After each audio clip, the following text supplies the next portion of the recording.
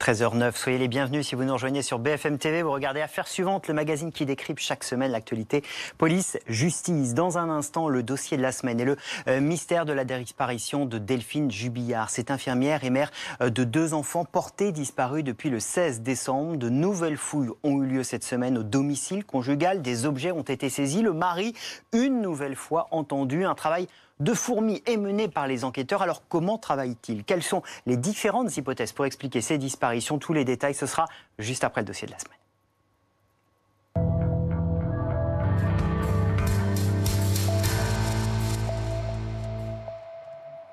Il aura fallu plus de 30 ans. 30 ans de silence et d'omerta avant que Camille Kouchner ne livre ce terrible secret de famille dans un livre. Son beau-père, connu, reconnu, Olivier Duhamel, aurait abusé à plusieurs reprises de son frère alors qu'il n'avait que 13 ans. S'en suivront des années de silence, celui de la mère de Camille Kouchner, celui de personnalités de premier plan au courant, mais pourtant restée muette. Le parquet de Paris, malgré la prescription, a décidé d'ouvrir une enquête pour viol et agression sexuelle. Alors, que sait-on vraiment de cette affaire? Que va-t-il se passer à présent? Les réponses, c'est dans un instant avec Dominique et avec nos invités. Mais d'abord, ce que l'on sait précisément des révélations de Camille Kouchner avec Elisa Tran.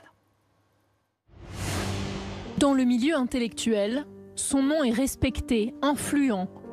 Habitué des plateaux radio et télé comme des grandes conférences universitaires, le constitutionnaliste Olivier Duhamel règne sur l'intelligentsia parisienne depuis les années 80.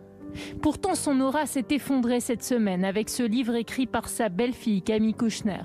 Un peu plus de 200 pages dans lesquelles la juriste l'accuse d'avoir agressé sexuellement pendant au moins 2 ans son frère jumeau, âgé de 13 ans à l'époque. Toi qui as agressé mon frère pendant des mois, tu le vois le problème? Quasiment devant moi, en t'en foutant complètement, faisant de moi la complice de tes dérangements. Camille Kouchner assure que les proches étaient au courant. Le sujet est tabou. La mère, Evelyne Pizier, a préféré protéger son époux en gardant le silence. Quant à Bernard Kouchner, le père de Camille et de ses frères, il assure dans un communiqué s'être tu à la demande de son fils. Il se dit aujourd'hui soulagé que ce lourd secret soit levé. Beaucoup étaient informés, certains ont voulu faire quelque chose, et puis d'autres ont certainement fait en sorte que ça ne s'ébruite pas. L'omerta concerne également l'entourage du couple Pizier-Duhamel, une bande d'érudits passionnés par la révolution cubaine, surnommée la Familia Grande. Très vite, le microcosme des gens de pouvoir, Saint-Germain-des-Prés, a été informé. Beaucoup savaient, et la plupart ont fait comme si de rien n'était. Olivier Duhamel n'a pas nié les faits à ce jour. Avant même la parution du livre, il a démissionné de toutes ses fonctions, notamment celle de président de la prestigieuse Fondation nationale des sciences politiques. Beaucoup de questions, évidemment, d'interrogations et aussi des questions sur la suite, ce que peut changer cette affaire. On va en parler avec nos invités. Emmanuel Anison, bonjour. Merci d'être avec nous. Vous êtes grand reporter à l'Obs, votre magazine qui publie cette semaine la première interview de Camille Kouchner, un grand dossier sur cette question de l'inceste. Et à vos côtés, Arnaud Gallet, bonjour, merci d'être là. Bonjour. Vous êtes directeur général de l'association Enfants Présents. Vous allez nous parler un petit peu de votre histoire et puis aussi des suites que pourrait avoir celle-ci. D'abord, Emmanuel Anison, on vient d'avoir un petit résumé avec Elisa Tranin. Je voudrais qu'on revienne quand même sur les faits parce que je voudrais qu'on mette des mots très précis sur ce que dénonce Camille Kouchner et surtout sur le milieu dans lequel ça se passe. C'est ça aussi qui crée un peu de sidération aujourd'hui. Ça crée la sidération parce que Olivier Duhamel, qui était donc un homme de pouvoir, un politologue connu, un prof à Sciences Po, quelqu'un qui était dans un univers très intellectuel, de gauche, parisien. On découvre aujourd'hui que cet homme, donc, dans sa maison de Sanary, dans le sud de la France, violait son beau-fils, qui était le fils donc d'Evelyne Pizier. Un fils qu'elle avait eu avec Bernard Kouchner. On est dans une famille où il y a tout un petit monde parisien qui vient les étés autour de la piscine et ce fils qui avait 13 ans à l'époque et les années suivantes s'est tu. Semble-t-il, il a parlé à sa sœur, Camille Kouchner, il n'a pas parlé au reste de la famille et sa sœur a donc gardé ce secret très longtemps. Et puis, un jour, ils ont parlé à leur mère. Et ce qui aujourd'hui choque, c'est que quand ils ont parlé à leur mère leur n'a pas souhaité que cette parole soit portée ensuite. C'est même, je voudrais qu'on alimente ça avec un extrait du livre, parce que c'est effectivement une phrase extrêmement forte et extrêmement choquante de ce livre, quand Camille Kouchner raconte qu'elle et son frère parlent à leur mère. Voilà ce que leur mère va leur répondre. « J'ai vu combien vous l'aimez, mon mec », elle parle d'Olivier Duhamel, « j'ai tout de suite su que vous essayeriez de me le voler ». Ça veut dire qu'à ce moment-là, elle rend ses enfants victimes, finalement, responsables, pardon, et non plus victimes de ce qui est en train de se passer. J'imagine que c'est quelque chose qui, à la fois, malheureusement, est récurrent, mais qui est déchirant. C'est quelque chose finalement qui est effectivement assez fréquent quand la victime et quand ça va être annoncé en tant que tel, quand l'annonce même des faits.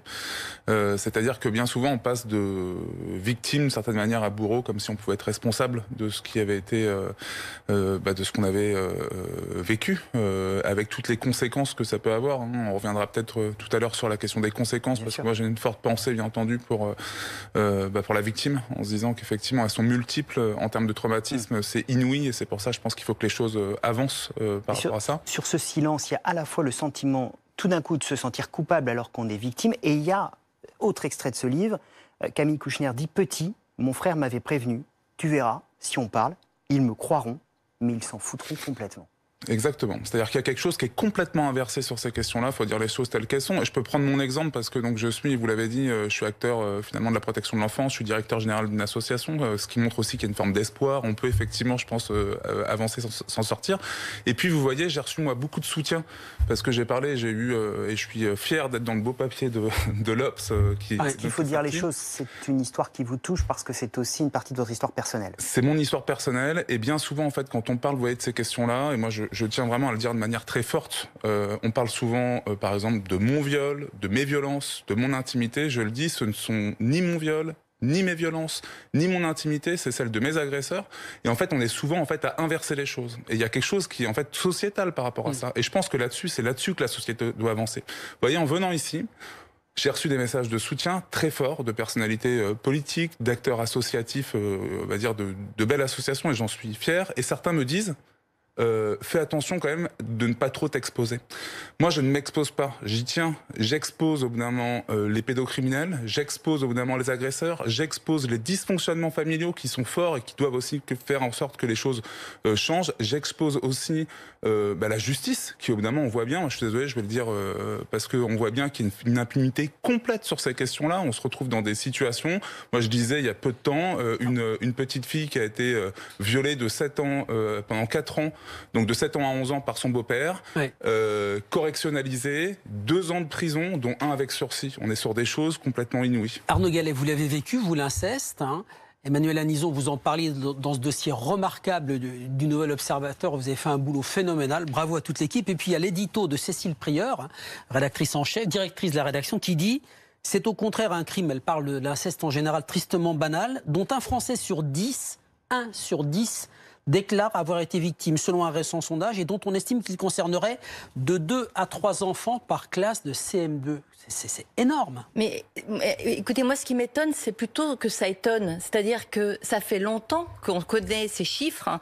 Ça fait longtemps que des personnes s'élèvent pour parler de l'inceste. Ça fait longtemps que dans les tribunaux, les affaires d'inceste... Alors qu'est-ce qu'on ne fait pas? Qu'est-ce qu'on ne fait pas? Comment se fait-il qu'il y ait toujours besoin, en fait, que tout à coup, une affaire fasse basculer une société sur un sujet? Il y a un an, quand l'Obs sortait l'affaire Sarah Abitbol, on a eu exactement la même réaction. C'est que tout à coup, tout le monde a dit « Ah, mais il y a des viols et de la violence sexuelle et physique dans le sport », alors que d'autres avaient parlé, Isabelle Demongeot avant, Catherine... Moyon aussi de Bec, d'autres victimes avaient parlé, des championnes avaient déjà élevé la voix, écrit des livres et personne ne les entendait. Et tout à coup, une société donne un écho. Et aujourd'hui, c'est ce à quoi on assiste. Il y a aussi eu l'affaire Springora, évidemment, l'année dernière. Et là, en fait, j'ai l'impression que il faut que tout à coup quelqu'un d'un peu connu, parce que c'est une famille de pouvoir, parce que c'est quelqu'un de connu, voilà pourquoi tout à coup ça nous fait cet effet-là, pour qu'enfin des paroles comme la vôtre et celles des autres associations qui existent depuis des années et qui dénoncent cette banalité en fait de l'horreur depuis des années soient entendues. Et parce que cette affaire est un cas d'école, ça nous montre aussi à quel point c'est compliqué dans les familles. Camille Kouchner et son frère vont à un moment parler à Marie-France Pizier, comédienne que tout le monde connaît, qui est la sœur d'Evelyne Pizier, donc la mère de Camille Kouchner et de son frère. Elle est révoltée. Elle va protester. Elle va en parler avec sa sœur. Et en fait, sa sœur dira non, malgré les pressions, je ne veux pas en parler. Et Marie-France Pillet va se retrouver avec un secret à porter. On sait qu'elle sera retrouvée morte dans sa piscine, a priori d'un suicide. Il y a là aussi cette complexité familiale. C'est terrible. Évidemment que le risque, quand on parle, c'est de faire exploser sa famille, qui est son pivot intime, évidemment. Donc c'est extrêmement compliqué, extrêmement destructeur. Vous en parlerez sûrement mieux que moi.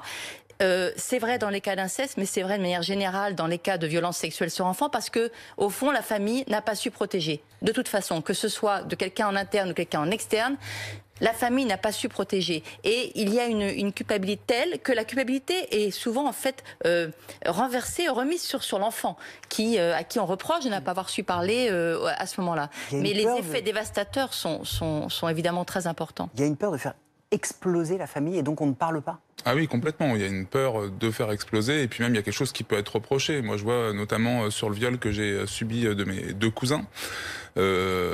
Clairement, tout était fait pour que ce soit banalisé comme finalement c'est une forme de découverte de la sexualité, ouais, quelque chose d'évident si vous voulez. Moi je peux en parler de manière très claire parce que c'est là que les gens... les auditeurs comprennent mieux, téléspectateurs pardon, c'est moi j'ai eu typiquement, on m'a forcé en fait à une fellation. J'ai mes 2 cousins, j'en ai un qui m'a tenu de manière forte et un second qui m'a mis son sexe dans la bouche. Et quand j'annonce ça, on me dit que c'est de la... À vos parents? Quand vous dites ça à vos parents? Ah oui, quand j'annonce ça à mes parents, quand j'en parle également en famille. Dans un premier temps, c'est cette question-là. Il a fallu 2 ans que ma grand-mère à l'époque était une personne charismatique dans ma famille, une personne qui a fait de la résistance, etc., qui disent non, ce qu'a vécu Arnaud, c'est un viol. Et à partir du moment où ça a été posé, d'une certaine manière, j'ai été réintégré à peu près, mais sauf que le mal a été fait. Moi, et pendant ces 2 ans, pardon, et je le dis parce que vous l'avez dit publiquement, votre famille a préféré inviter à Noël vos cousins que vous. Ah bah complètement, bien sûr. Bien sûr, j'en étais encore hier soir au téléphone avec ma mère qui était peinée par rapport à ça parce qu'elle se rend compte en lisant du mal que ça a pu faire. Et je pense qu'elle réalisait pas, parce qu'il y a une dynamique. Pour moi, il y a quelque chose qui est de l'ordre, c'est sociétal. Il y a quelque chose qui fait qu'à un moment donné, il y a des positions qui sont prises, qui sont complètement folles. C'est-à-dire que c'est de se dire, on privilégie la logique de clan. Vous voyez, quand je parle de brebis galeuse, c'est vraiment ce système-là. Je voudrais qu'on dise un mot parce que c'est peut-être un des débats qui s'ouvrira avec cette affaire sur la prescription. Ces faits sont prescrits. Il y a plus de 30 ans. Le parquet a quand même ouvert une enquête. Ça ne donnera a priori pas grand-chose. Ça va être très compliqué. Oui. C'est un des combats à mener, la prescription sur ce sujet de l'inceste. Alors moi... Un mot chacun. Non, je vous en prie. Non, mais c'est évidemment un combat extrêmement important. J'en reviens là encore à l'affaire Sarah Abitbol, puisque son agresseur vient là d'être mis en examen pour 6 affaires. Elle ne peut pas avoir accès au banc de la justice parce que c'est prescrit dans son affaire. Et d'autres victimes qui ont parlé à la police, on sait que leurs affaires sont prescrites. Quand on a 48 ans, à partir de 48 ans, on ne peut plus aujourd'hui porter plainte. Et c'est vrai que c'est un problème parce qu'en plus souvent, il y a souvent une amnésie traumatique, des victimes qui ne peuvent pas parler, dans le cadre familial parce qu'il faut attendre que le papa ou la maman ou les grands-parents décèdent pour oser prendre la parole. Donc tout ça implique beaucoup de temps. Ce qui s'est fait déjà dans les affaires de tueurs en série et la connexité des faits, même si les faits étaient prescrits, dire voilà, il y a une connexion entre la dernière et la première agression d'un tueur en série au premier. Ça pourrait pas exister, ça, pour l'inceste? Alors je sais qu'il y a eu un rapport remis par Alexandra Louis, je crois qu'il préconise ce genre de choses. Moi je pense que de manière générale, avant même de parler de ça, il y a une reconnaissance du traumatisme. C'est-à-dire qu'à un moment donné, vous avez, quand vous êtes victime, quand vous avez été victime, comme je l'ai été, vous avez un premier phénomène qui s'appelle de la dissociation traumatique. Une dissociation traumatique, c'est quoi? C'est ce qu'on va reprocher par la suite à la victime, à savoir, c'est de pouvoir en fait survivre à l'insupportable. Vous voyez, moi quand j'ai été violé à plusieurs reprises par un prêtre, par mes cousins par la suite, j'ai même, pour vraiment être cru, j'ai saigné à certains moments. J'avais l'impression que ce n'était pas mon sang. Vous voyez ce que je veux dire? On est dans quelque chose où on sort de son corps. Il peut y avoir, ce qui fait partie de cette dissociation traumatique, c'est de l'amnésie traumatique. On demande une reconnaissance, bon sang, au bout d'un moment, de ce traumatisme, de l'amnésie traumatique. On demande aussi à ce qu'il y ait cette question aussi du non-consentement avec un seuil d'âge à 15 ans, pour qu'on arrête aussi d'avoir des histoires comme celle notamment de Julie, qui a été violée par une vingtaine de pompiers et qu'on va après retraduire, correctionnaliser, etc. C'est inacceptable, c'est imbuvable. Pour nous, victimes, j'ai été victime, c'est important. Julie, par exemple, il faut savoir les conséquences que ça a. Quand vous êtes à un moment donné victime, comme elle l'a été, vous avez aussi des conséquences qui peuvent être des passages à l'acte en termes de suicide. C'est une personne aujourd'hui qui est handicapée à hauteur de 80% parce qu'elle s'est défenestrée. On parle de combien d'histoires? L'association Les Papillons, parce qu'on parle des papillons avec notamment Laurent Boyer qui en parle, qui a été lui aussi victime d'inceste. Il a envoyé hier sur les réseaux sociaux une dame de 61 ans qui s'est suicidée. Elle a été victime d'inceste. De quoi on parle? Bon sang, qu'on arrive au bout d'un moment à prendre... Je demande, il y a Emmanuel Macron qui avait été fort pendant la campagne en disant qu'il ferait un seuil d'âge à 15 ans, etc. Qu'il le mette en place, qu'il assume au bout d'un moment ses positions, qu'il assume de dire au bout d'un moment il y a une gravité, c'est un crime. On peut pas dire au bout d'un moment oui, Gisèle Halimi, etc. Le viol est un crime.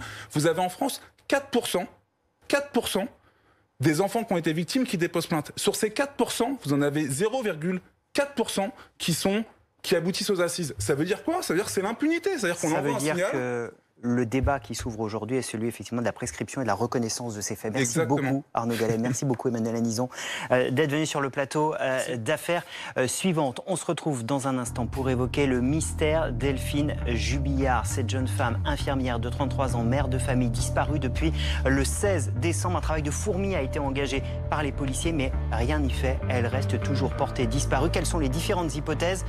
Toutes les informations, toutes les réponses avec nos invités dans un instant.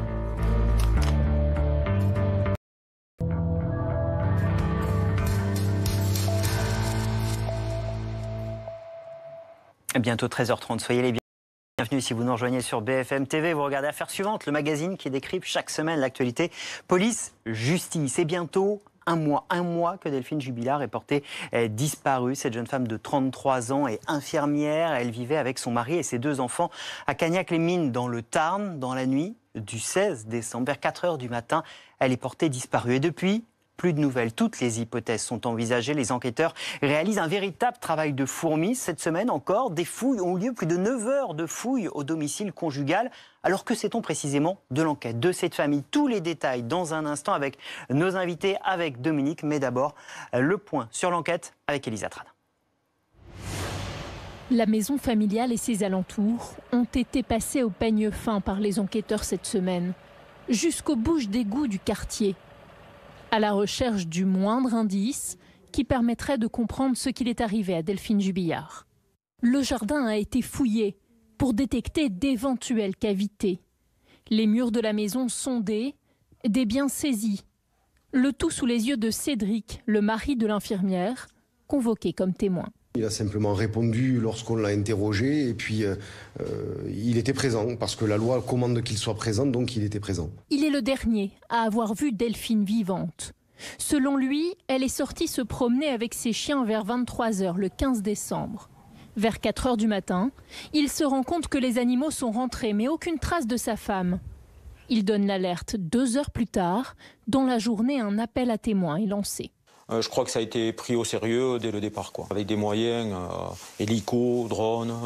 Des plongeurs et des équipes cynophiles sont venus renforcer les effectifs les jours suivants. Le 23 décembre, une battue est organisée. 1 millier de personnes y participent. Aucune piste n'est écartée. Ça peut être quelqu'un qui veut se soustraire à la vue de sa famille, à la vue de son mari, à la vue du public pendant un moment. Ça peut être une fugue qui tourne mal par une rencontre qui va s'inscrire dans un processus criminel, ou tout simplement cette pauvre jeune femme est tombée quelque part, elle s'est fait mal.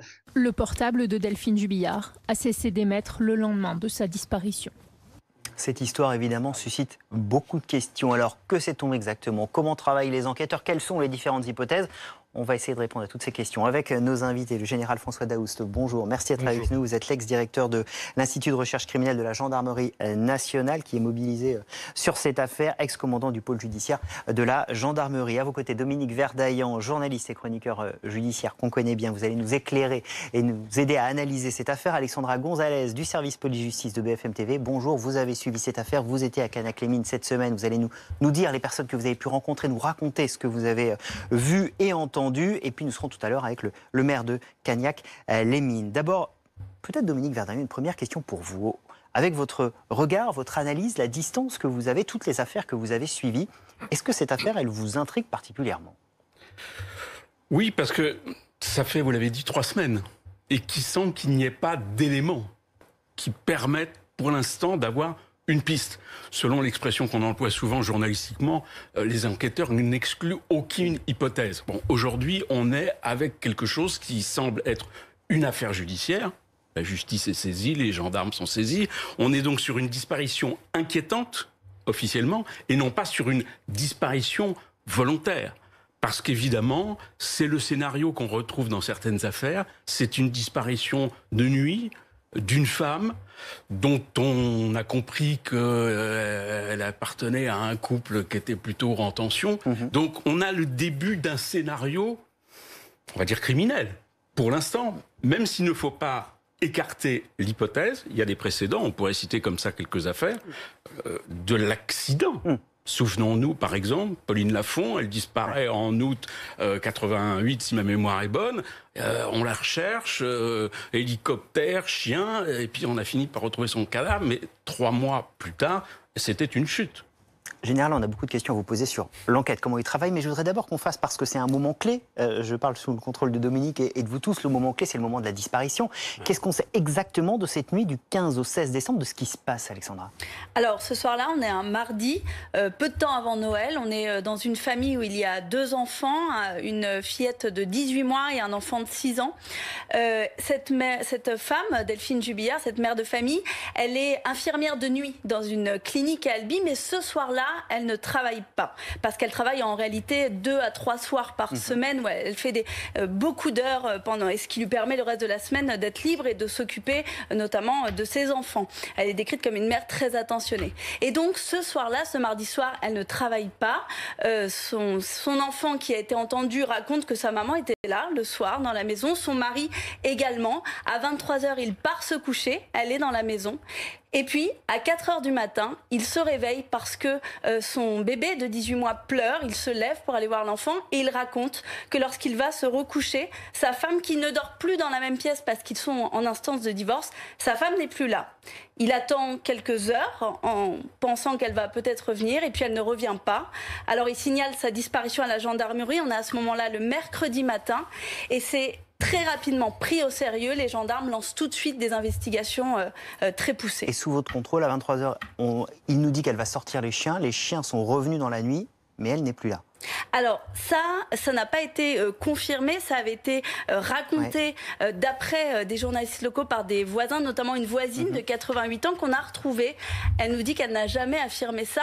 Et d'ailleurs, un autre voisin nous dit qu'en 5 ans, il n'a jamais vu Delphine Jubillard promener les chiens. D'accord. Donc pas forcément de mystère autour du retour des chiens cette nuit-là. Et d'ailleurs, elle est décrite comme une femme qui ne sortait pas la nuit. On est en plus, je vous raconterai tout à l'heure, mais dans un quartier qui est très obscur, peu lumineux, en pleine campagne. Aucune raison pour elle de sortir cette nuit-là. Alors, tout à l'heure, Dominique disait, toutes les pistes sont envisagées, c'est le langage des enquêteurs. Alors, justement, les enquêteurs, en général. Alors, soit une mauvaise rencontre avec un type bizarre, soit une mauvaise rencontre avec un détraqué sexuel. Le mari, pourquoi pas. Un amant, c'est à vérifier.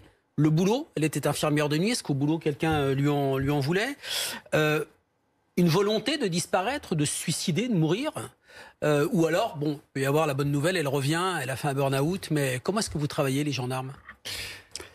Bien là, il y a plusieurs équipes. C'est-à-dire qu'il y a sur l'ensemble du groupe qui enquête, il y a une équipe sur chaque hypothèse. Et tous les jours... J'en ai oublié des hypothèses, non? Non.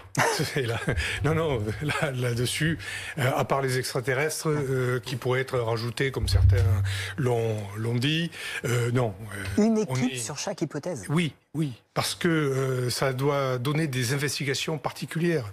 On doit s'occuper du couple. Tout ce qu'il y avait au point de vue tension dans le couple, est-ce que ça pouvait générer des violences intrafamiliales ou pas? Ça, c'est important. Donc il y a une équipe qui est dessus, qui va recueillir tous les témoignages autour. Il y a une équipe qui va travailler à l'hôpital. Il y a une équipe qui va travailler sur les lieux possibles de déplacement de cette femme pendant la nuit. Est-ce qu'elle est partie, comme vous disiez, suite à un burn-out, un ras-le-bol, je vais m'aérer, je vais marcher dans la nuit, et est-ce qu'il y a une mauvaise rencontre ou est-ce qu'il y a une chute? Et l'accident peut être là aussi. Toutes les équipes vont travailler autour de chaque scénario et tout est mis en commun parce que les témoignages qui sont recueillis, les indices qui sont relevés, eh bien, doivent être mis en commun pour voir s'il y a des incohérences. Et ce sont ces incohérences qui vont orienter plus vers une piste que plus vers une autre. Les indices, justement, c'est ce que cherchaient les enquêteurs cette semaine. Pour la deuxième fois, ils ont fouillé le domicile conjugal. Plus de 9 heures de fouille, intérieure et extérieure. Qu'est-ce qu'il cherche? Il y avait le fameux géoradar que Dominique, c'est sa passion. Il va nous expliquer à quoi ça sert et surtout qu'est-ce qu'on cherche. Alors, la recherche d'indices matériels, il y en a plein qui sont recherchés dans ce genre de disparition au domicile. Le géoradar, pour revenir sur le dada de Dominique Rizet, eh bien, c'est un appareil qui travaille sur différentes longueurs d'onde, qui envoie ces longueurs d'onde soit à travers le sol, soit à travers un mur, soit même sur un plan d'eau. Et l'écho qui revient du sol, des murs, permet de visualiser des cavités. Et si des cavités existent ou des densités de terrain qui sont totalement différentes, des accidents qui peuvent rendre un écho, qui sont susceptibles de donner ou un morceau d'os, ou un corps, ou une cache d'armes, etc. Donc potentiellement, si elle avait été enterrée ou cachée dans la maison ou à l'extérieur de Dominique. Non, pour préciser, ce matériel, il est même utilisé aujourd'hui par des gendarmes dans des affaires qui sont toujours en cours. Ouais. Je pense à l'affaire Cécile Valin, c'est une jeune fille de 18 ans qui disparaît un dimanche, elle est à la veille de passer un examen de bac, elle sort un petit peu se promener, elle a appelé son père, elle a appelé sa mère, elle marche le long de la route et elle disparaît. 97, aucune nouvelle, et je crois que c'est il y a 2-3 ans, sous la pulsion d'ailleurs du père, la justice a accepté d'utiliser ce matériel pour passer à l'endroit où elle avait disparu. Il y avait des travaux à l'époque, je crois, d'une autoroute. Bon, pour l'instant, ça n'a toujours rien donné. Alors, je voudrais, juste avant Dominique, puisqu'on a envie de s'interroger sur les différentes hypothèses, on le disait, l'une de ces hypothèses, c'est ce qui se passait dans ce couple. Je voudrais qu'on fasse un point justement sur ce qu'on sait de ce couple, de cette famille, avec Elisa Tran. Cédric et Delphine Jubillard ont emménagé dans ce lotissement légèrement excentré du village il y a environ 5 ans, selon leurs voisins. Dans une maison jamais vraiment terminée et un jardin peu entretenu. C'est lui qui a construit la maison avec un copain à lui, ou je sais pas quoi, ils ont travaillé à deux là. Mais pourquoi la maison est restée comme ça, je sais pas. Avec le couple et ses 2 jeunes enfants, il entretenait des rapports cordiaux. Une famille à l'apparence tout à fait normale, comme le confirme cet autre voisin. On les a jamais entendus se bagarrer, se disputer. Jamais de cris, rien du tout, non. Pourtant, le couple bat de l'aile et envisage de se séparer. La nuit de la disparition de Delphine, ils font chambre à part. À la maison, ils se croisent d'ailleurs peu. L'infirmière de 33 ans travaille de nuit dans cette clinique d'Albi. Elle travaille chez nous depuis 2011. Une infirmière engagée à vocation de soignants et qui s'est engagée dans le cadre du Covid. Et le 16 décembre, on m'apprend qu'elle a disparu. Delphine Jubillard n'a donné aucun signe de vie depuis près d'1 mois. Son entourage se dit très surpris, choqué par cette disparition. Elle n'aurait jamais laissé ses enfants, assure-t-il. Couple en tension, disait tout à l'heure Dominique Verdaillan. C'est ce que vous avez constaté sur place pendant votre enquête, Alexandra? Alors, c'est ce qui est décrit par certains proches, mais on a aussi des voisins qui nous disent que jamais un cri, jamais une dispute, plutôt même une certaine distance en fait entre le couple. Plusieurs nous ont dit que lorsqu'ils les voyaient se promener avec les enfants, l'un marchait devant l'autre à une certaine distance. On sait qu'ils devaient divorcer. Ça devait intervenir dans quelques semaines. Cédric Jubillard, on l'a croisé quand on était à Cagnac-les-Mines il y a quelques jours. Les traits très tirés, le visage marqué. Donc j'ai échangé quelques mots avec lui. Je lui ai demandé s'il comptait organiser une nouvelle mobilisation, une marche, une battue. Globalement, il ne voulait pas discuter, il n'avait pas envie de prendre la parole, de parler avec moi. Il m'a dit que sur tout ce qui était organisation, battue, etc., les gendarmes lui avaient dit pour l'instant de ne rien organiser. Donc lui, il m'a dit, moi je suis l'enquête, je suis à la disposition des gendarmes et j'attends qu'une seule chose, c'est que ma femme revienne. Voilà les mots qu'il m'a dit. Sur Cédric Jubillard, ce qu'on peut préciser, c'est que pour l'instant, il a été entendu plusieurs fois par les gendarmes, mais jamais sous le régime de la garde à vue. simplement comme témoin parce qu'il est la dernière personne identifiée à l'avoir vue vivante. Ce soir-là, c'est à ce titre-là qu'il a été entendu. Il était convoqué il y a quelques jours lors des fouilles dans la maison, mais parce qu'il est le propriétaire des lieux. Pour l'instant, on est uniquement dans le cadre de la procédure et rien officiellement ne fait de lui un suspect, même si ça fait partie des pistes explorées par les gendarmes. Pas plus, pas moins que tout l'entourage de Delphine Jubillat. Et avec nous, Patrice Norkowski, bonjour, merci d'être avec nous. Vous êtes le maire de Cagnac-les-Mines. Est-ce que vous connaissiez ce couple et qu'est-ce que vous en connaissiez justement? Oui, bonjour. Alors c'est un couple que je croisais régulièrement, je veux dire, dans les rues de Cagnac. C'était pour moi un couple sans histoire, très courtois. Pour moi, c'était une situation, franchement, que je trouvais stable entre ce couple. Pour moi, j'ai pas de situation, je veux dire, que je ne connaissais absolument pas. J'ai appris par les médias qu'ils étaient en instance de divorce, mais bon, voilà, je n'en sais pas plus, quoi. Il y a eu plusieurs battues qui ont été menées sur votre commune, les habitants y ont participé. Est-ce que c'est un terrain particulièrement compliqué, difficile pour mener des recherches? Oui, nous avons une topographie sur notre village qui est très compliquée, très boisée, très vallonnée, avec des ronciers impénétrables. C'est vrai que c'est pas facile à mener des recherches, donc dans des conditions aussi difficiles. Est-ce que d'autres battues sont prévues? Comment vous travaillez avec la gendarmerie et les enquêteurs? Alors d'autres battues pour l'instant non, c'est pas envisagé. Nous travaillons donc avec les enquêteurs, nous leur mettons des locaux à disposition, nous les aidons le mieux possible, par exemple à répertorier certains puits, certains plans d'eau. Nous leur mettons aussi du personnel à disposition quand ils en ont besoin, notamment pour vérifier des réseaux pluviales que nous avons sur la commune. Un mot peut-être justement de l'état d'esprit dans votre commune. Est-ce qu'il y a de la crainte des habitants, des peurs, un peu d'appréhension? Comment les habitants vivent tout cela? Oui, effectivement, c'est une situation inédite pour nous sur notre commune. Nous sommes un village très paisible, où il ne se passe jamais rien. Alors c'est vrai que pour certaines personnes, ça peut être traumatisant, cette histoire. Donc nous avons mis en place, donc en collaboration, donc avec la gendarmerie, la préfecture, la Fondation du Bon Sauveur, France Victimes, la Croix-Rouge et la CUM, donc qui bosse en collaboration donc avec le SAMU 81, une cellule d'écoute psychologique. Parce qu'on avait une réelle demande par rapport à ce qui se passe sur notre commune. Et les gens avaient besoin d'être écoutés.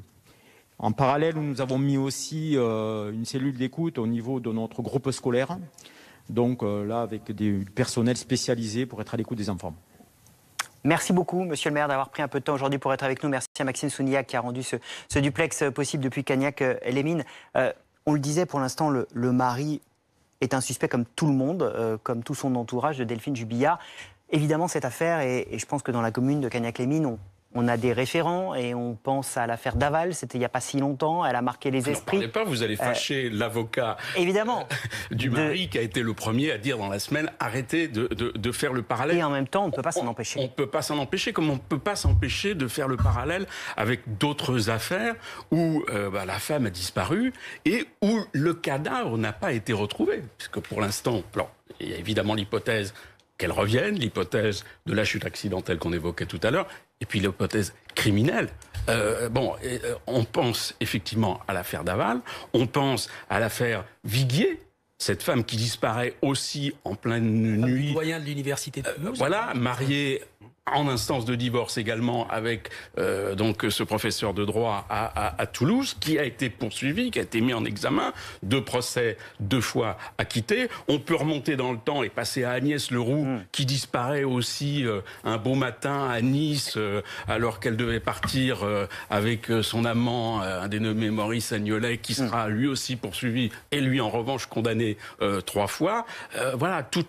Tous les parallèles sont possibles. Dominique, Général Daoust, moi il y a quelque chose qui m'intrigue quand même. On en a parlé avec Philippe en préparant cette émission et c'est difficile à aborder. Mais pourquoi chercher dans le jardin de la maison?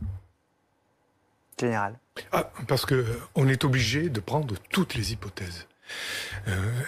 Si dans 6 mois on trouve le corps dans le jardin, à ce moment-là, on aurait dit, mais pourquoi on n'a pas commencé par là?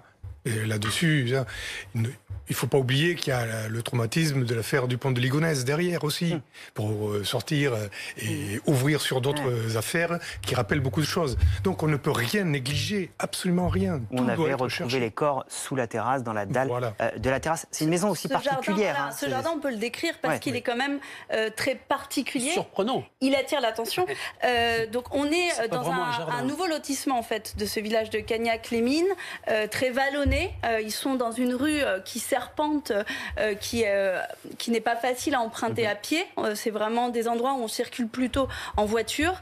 Et donc c'est un quartier très résidentiel. Il n'y a que des maisons, certaines très coquettes, mais toutes en très bon état. Et puis il y a 7 maisons qui détonne complètement avec le reste, puisque elle n'est pas terminée. On le voit, le crépi n'est pas passé sur les pierres, les briques. Le jardin qui est jonché littéralement d'objets. Il y a une poussette, il y a des déchets, il y a des gravats, il y a un trampoline qui à moitié cassé, on le voit à l'image, la petite maisonnette des enfants qui pareil complètement brinque-ballante. On a l'impression d'un endroit complètement à l'abandon et leur voisin direct avec qui on a discuté, qui a une vue directe sur ce jardin, nous racontait, en fait, depuis qu'ils sont là, ça n'a pas bougé. C'est comme ça. J'ai même fait installer quelques sapins, nous disait-il, pour essayer de masquer un peu la vue. Plusieurs fois, j'ai dit, dit-il à Cédric Jubillat, mets à niveau ton jardin pour que tes gamins puissent jouer correctement. Et bon, pas de Cédric retour. Jubillat, qui est entrepreneur en qui travaille dans le bâtiment. Donc c'est vrai que cette maison, ce jardin, en tout cas ce qu'on en voit de l'extérieur, interpelle énormément. Je vous dis dans cet endroit résidentiel avec en plus une vue splendide sur la vallée. D'où les 9 heures de fouille cette semaine. Général Daou, si on prend les hypothèses, on ne peut pas exclure celle que Delphine Jubière ait voulu partir, quitter cette vie. Mais est-ce que véritablement en 2021, enfin en 2020, puisque c'était dans la nuit du 15 au 16 décembre, on disparaît comme ça sans laisser de traces et on ne l'aurait pas retrouvé? Ça, c'est véritablement crédible. Façon du pont de Ligonnès, tac, on s'évapore. Oui, vous avez 2000 adultes chaque année qui disparaissent. Et la majorité d'entre eux ont changé de vie, mais les 3/4, on ne sait pas où ils sont, on ne sait pas ce qu'ils deviennent. Elle part sans prendre d'affaires, sans... Sauf que là, des enfants, on est juste avant Noël, et tout le monde l'a décrit comme une mère qui était extrêmement attentionnée pour ses enfants. Et cet élément-là, notamment, fait que la piste de la disparition volontaire est quasiment écartée, nous disait-on en fait par les enquêteurs. Rien ne permet d'envisager une disparition volontaire 3 semaines après, sans donner aucune nouvelle. Ça veut dire qu'il y a quelqu'un autour de cette maison, forcément, qui sait quelque chose? Peut-être. Oui, enfin, encore une fois, ça peut être... encore une fois, l'accident, j'y reviens. Ça peut être, effectivement, Dominique l'évoquait tout à l'heure, le rôdeur, même si peut-être dans cette région, à 2 heures du matin, c'est peut-être pas évident, mais bon, après tout, on n'est pas à l'abri. Je serais tenté de dire, mais je pose plutôt la question au général, le temps joue un peu contre les enquêteurs. C'est-à-dire que là, on est à 3 semaines. Vous l'avez dit tout à l'heure, on est sur plusieurs pistes et... officiellement, il n'y en a pas une qui privilégie l'autre. Donc voilà, il faut pas que ça soit un dossier qui s'embourbe dans les jours et dans les heures qui viennent, qui fait que oui, on va continuer à gratter comme on gratte sur d'autres dossiers, mais c'est plus la priorité. Et je rebondis, est-ce que ce dossier s'embourbe ou est-ce que les enquêteurs laissent en apparence toutes les hypothèses ouvertes et laissent en apparence à rien filtrer pour mieux avancer dans quelques jours et mieux arrêter quelqu'un dans quelques jours? Ah, ça, je l'espère, honnêtement. Généralement, c'est la façon de procéder. On ne donne pas beaucoup de choses à la presse, on donne l'impression de s'éparpiller, mais en réalité, le travail de fourmi est là. Et au-delà du travail de fourmi, c'est un travail de collection de l'ensemble d'indices, de témoignages. Vous parliez de téléphonie tout à l'heure. Eh bien, il est intéressant de voir tous les bornages qu'il y a pu y avoir à ce moment-là. Est-ce qu'il y a eu un seul déclenchement, plusieurs déclenchements? moment? Est-ce qu'il y a eu des signaux qui étaient à la fois concomitants et au même endroit et qui avançaient et qui s'éloignaient ensemble? Il y a plein de choses intéressantes auxquelles nous n'avons pas accès, mais qui peut-être vont apporter des éléments et des éléments déterminants pour l'enquête. Les 10 dernières secondes pour vous. Oui, pour rebondir sur ce que vous avez dit, ce qui est assez surprenant dans cette affaire, c'est qu'il y a un relatif mutiste des enquêteurs et du procureur. Et de la famille. Et de la famille, mais je parlais sur le plan judiciaire. Donc ça peut être ou une incapacité, mais on va varier ça, soit effectivement ça peut être une tactique de dire pour l'instant, on ne moufte pas, si vous me permettez l'expression, et puis il y a un moment où on va taper. Et ce qui s'était passé dans l'affaire Daval. Tout à fait. Et la famille reste pour l'instant silencieuse, ne s'exprime pas. Merci beaucoup à vous d'être venus sur le plateau d'Affaires suivantes. On va continuer évidemment à suivre cette affaire Delphine Jubillard dans les prochains jours et les prochaines semaines. Avec Dominique, on vous souhaite un bon dimanche et on vous donne rendez-vous la semaine prochaine.